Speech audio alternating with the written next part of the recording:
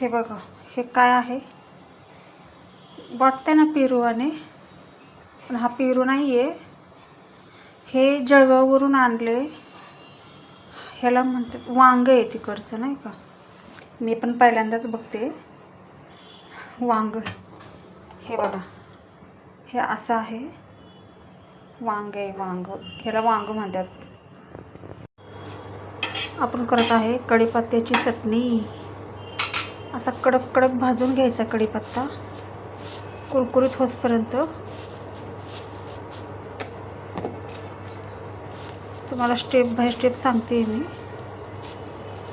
असा कढीपत्ता चांगला कडक भाजायचा. आता घेऊया उडदाची डाळ भाजून, चांगली लालसर भाजायची. अशी उडदाची डाळ लाल भाजून घ्यायची.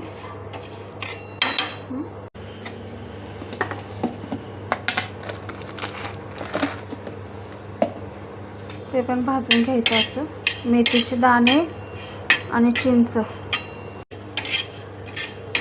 धणे पण जरा चांगले भाजून घ्यायचे.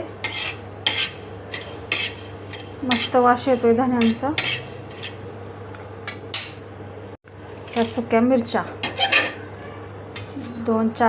4-5 आहेत. ह्या पण चांगल्या भाजून घ्यायच्या. तेल कुठंही घ्यायचं नाही आहे. हे सुकं रोस्ट करायचं आहे. तेल हात लावू नका. हे बघा, मिरच्या चांगल्या लाल झाल्यात खरपूस. थोडेसे जिरे पण टाकायचे. हे बघा, जिरे पण टाकलेत आपण. आता हे सगळं मिक्सरमधून काढून घ्यायचं आहे. हे सगळं आपण भाजून घेतलं.